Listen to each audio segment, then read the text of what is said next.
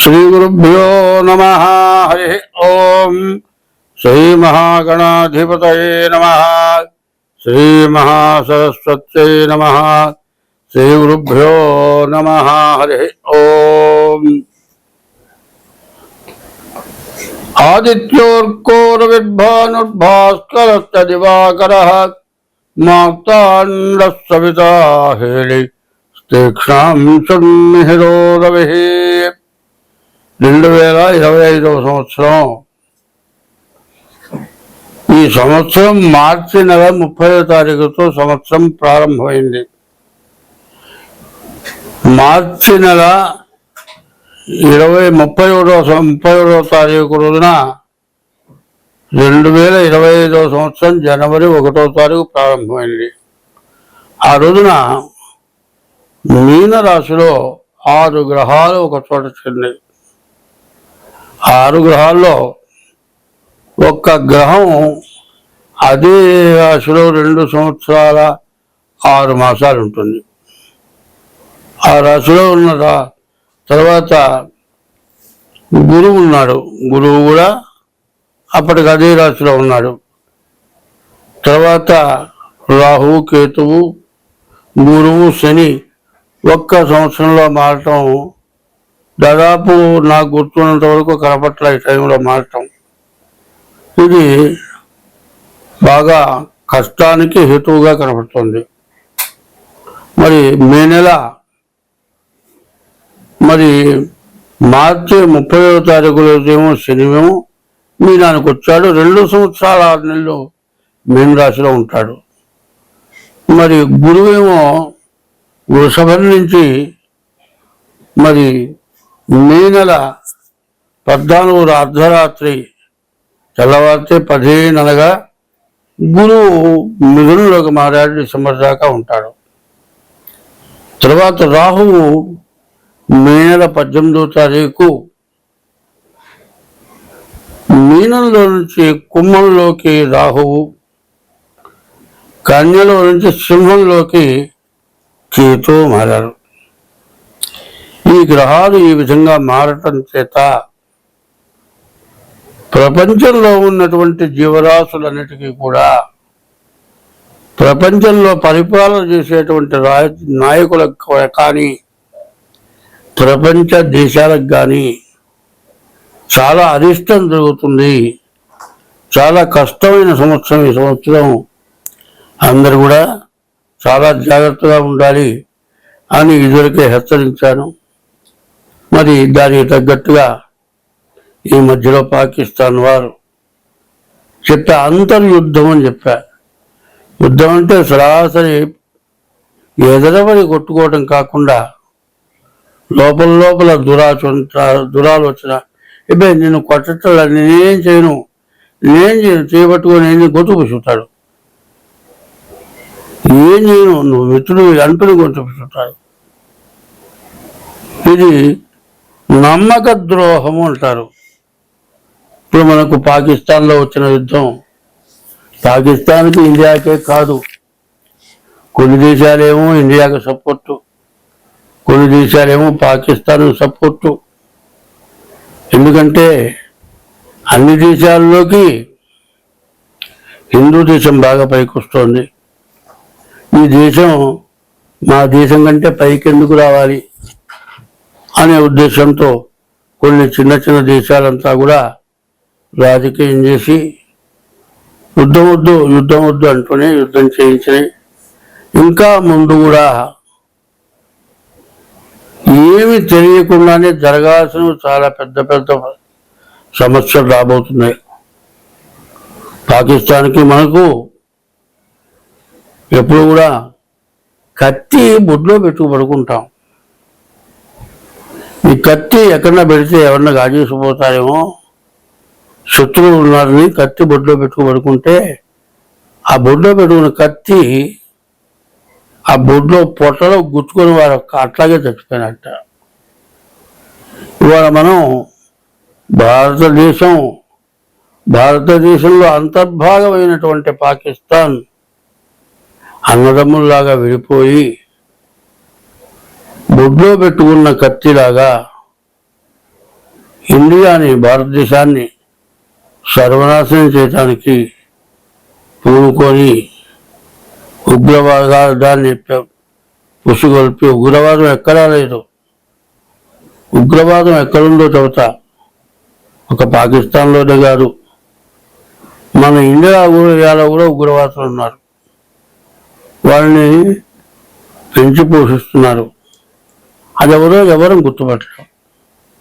ఎవరు నేను పెంచి పోషిస్తున్నానని చెప్పరు. అక్కడి నుంచి కాకుండా ఇక్కడి నుంచి యుద్ధం జరగవచ్చు. కాబట్టి యుద్ధాన్ని ఆపాలి అనేది ప్రతి వారికి ఉంది. యుద్ధాన్ని ఆపాలి అనేటువంటి ఉద్దేశం ఉంటే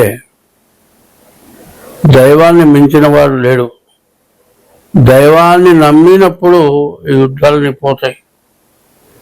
మరి ఇంగ్లీష్ ప్రభుత్వంతో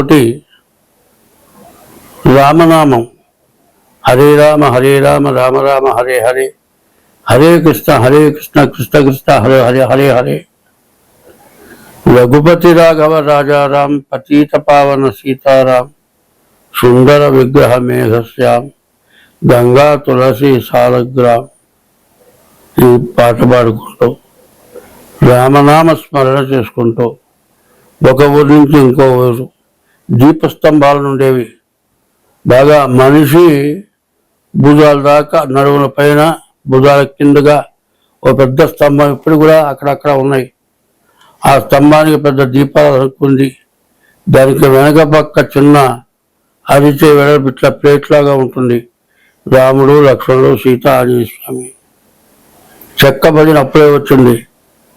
హరే రామ రామ రామ హరే హరే, హరే కృష్ణ కృష్ణ కృష్ణ హరే హరే అని నామం చేసుకుంటూ, రామదాసు కీర్తనలు పాడుకుంటూ, త్యాగరాజ కృష్ణ పాడుకుంటూ, అక్షర జ్ఞానం లేని ఓనమాలు రాని వాళ్ళ దగ్గర నుంచి బాగా చదువుకున్న వాళ్ళంతా కూడా రామదండు అని తయారు చేసి, ఈ రామదండుతోటి మరి ఎంతోమంది మహానాయకులు, అల్లూరు సీతారామరాజు, మరి వీరపాండ్య కట్టబ్రహ్మణ, ఇట్లాంటి వాళ్ళు ఎంతోమంది, అందరూ నాకు గుర్తులేదు, చెప్పలేకపోతున్నాను వయసు పెరగడం చేత. ఇట్లాంటి వాళ్ళంతా కూడా మరి బోసు, సుభాష్ చంద్రబోసు, ఇట్లాంటి వాళ్ళంతా కూడా దేశానికి ప్రాణాలు అర్పించి అమరవీరులై కూడా భారతదేశాన్ని గెలవలేకపోయినారు. ఒక్క రామనామంతో మరి అంగోస్త్రం, ఒక మెళ్ళో ఓ జంజం, చిలక, చేతికర్ర పట్టుకొని ఆయన రఘుపతి రాఘవ రాజారాం అంటూ, ప్రజల హరే రామ్ అంటూ, రామదాసు కీర్తనలు పాడుతూ ఇంగ్లీష్ వాళ్ళ మీద గెలిచి ప్రభుత్వాన్ని యుద్ధం లేకుండా స్వాధీనం చేసుకున్నారు.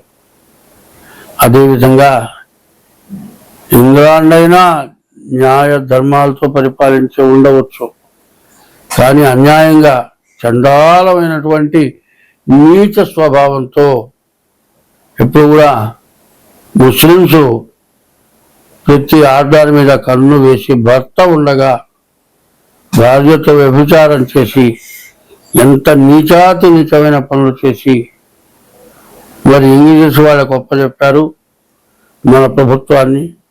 మళ్ళీ మరి వాళ్ళే పాకిస్తాన్ వాళ్ళే చేస్తున్నారు, ఇంకా వెనకాల ఎవరైనా ఉన్నారు. మరి మన మతానికి తేడా మతం, ఇది ఏతీ మతం అంటారు, ఈ ముస్లిం మతం ఇట్లా తయారైంది. మరి అందరూ కూడా భగవంతుడిని నమ్మాలి, భగవన్నామ స్మరణ చేయాలి. ఎట్లా చేయాలి అనేది మా బోటి వాళ్ళని చేయిస్తున్నాం. ఇటువంటి నామస్మరణతోటి ప్రాణం పోయిన వ్యక్తి మళ్ళీ తిరిగిరారు.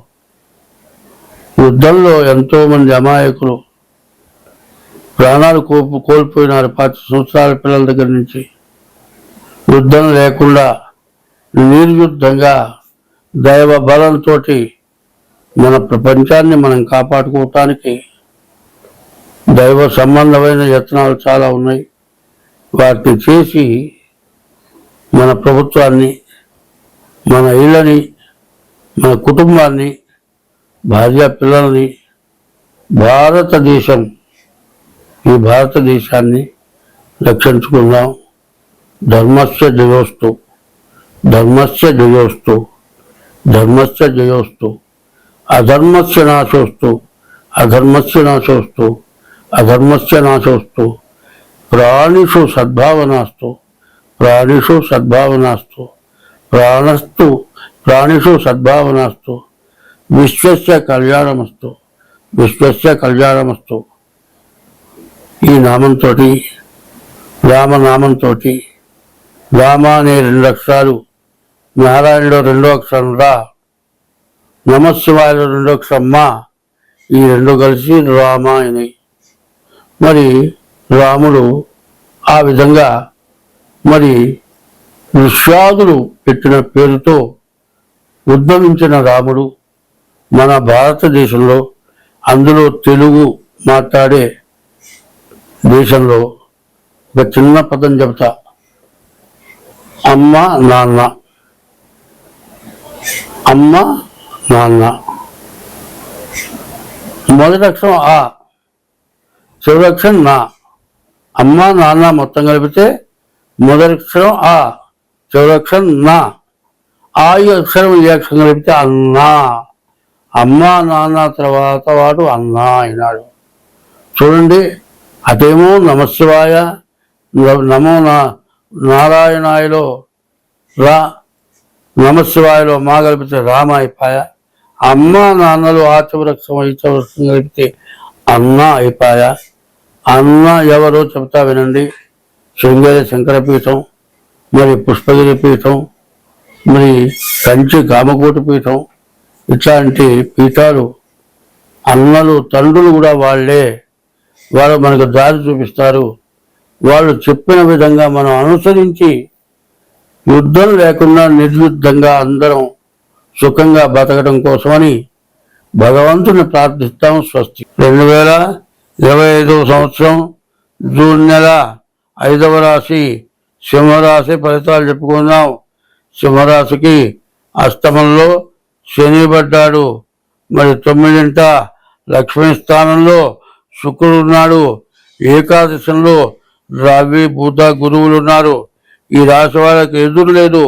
వ్యాపారస్తులు బాగా వ్యాపారం చేయగలుగుతారు. బాగా కలిసి వస్తుంది. గురువు ఏకాదశంలో ఉన్నాడు. వీళ్ళకి ఎదురు లేదు. శుక్రుడు 9 ఉన్నాడు. భార్య కానీ, పిల్లలు కానీ, తల్లిదండ్రులు కానీ, ఊళ్ళో వాళ్ళు కానీ, నీతో పాటు ఉద్యోగం చేసేవాళ్ళు కానీ అందరూ నీకు సహకరించి దాదాపు ఇప్పటికీ సరిగ్గా చెప్పాలి అంటే ఒక 3 సంవత్సరాల లోపల చూడని ఆనందం పొందుతారు. కానీ మొత్తాన్ని భ్రష్టు పట్టించడానికి మరి ఈ సింహరాశికి అష్టమంలో శనిపడ్డాడు. ఈ అష్టమంలో ఉన్న శని ప్రాణకంటకుడు. ప్రాణం తీసినంత పని చేస్తాడు. డబ్బులు ఇంట్లో కూర్చున్నా వస్తాయి, ఏది కావాలన్నా ఇంట్లో కూర్చున్నా వస్తుంది. కానీ ఏదో కాలు విరిగి ఉండొచ్చు, రాడ్ వేసి ఉండొచ్చు, 6 నెలల కాలు కింద పెట్టి నడవటానికి వీల్లేదు అనేటువంటి పరిస్థితి కూడా కర్కాటక రాశి వాళ్ళకి రావచ్చు. అనారోగ్య సమస్యల నుంచి బయటపడాలి అంటే ముందు మీ డేట్ ఆఫ్ బర్త్ ద్వారా మీ జాతకం చూపించుకోవాలి. విదేశాలకు వెళ్ళే వాళ్ళకి బాగుంది, చదువుకునే వాళ్ళకి బాగుంది, కోరుకున్న ఉద్యోగం వస్తుంది, వ్యాపారంలో ఎంత సంపాదించాలనుకున్నారో అంత ఆదాయం వస్తుంది. శుక్రుడు వల్ల వివాహం కాని వాళ్ళకి, ఆడపిల్లకైతే మంచి భర్త, మగపిల్ల వాళ్ళకైతే మంచి భార్య వస్తుంది. మరి ఈ జీవితం ఇట్లాంటి రోజులు మళ్ళీ జన్మలో చూడలేరు. కాబట్టి ఈ రాశి వాళ్ళకి బాగుండని గ్రహాలు జన్మంలో కుజకేతువులు ఉన్నారు, సప్తమంలో రాహు ఉన్నాడు. కాబట్టి ఈ రాహుకేతువుల మధ్యలో గ్రహాలు పడ్డాయి. కాబట్టి కాల సర్పదోషం, భార్యాభర్తలకి ప్రతికూల వచ్చేటువంటి పరిస్థితి ఉంది, వాళ్ళు విడబడేటువంటి పరిస్థితి ఉంది. కాబట్టి వెంటనే జాతకం చూపించుకొని దానికి తగినటువంటి ఉపశమనం చేసుకోండి. మీరు బాగా బాగుపడతారు, ఆనందంగా ఉంటారు. స్వస్తి.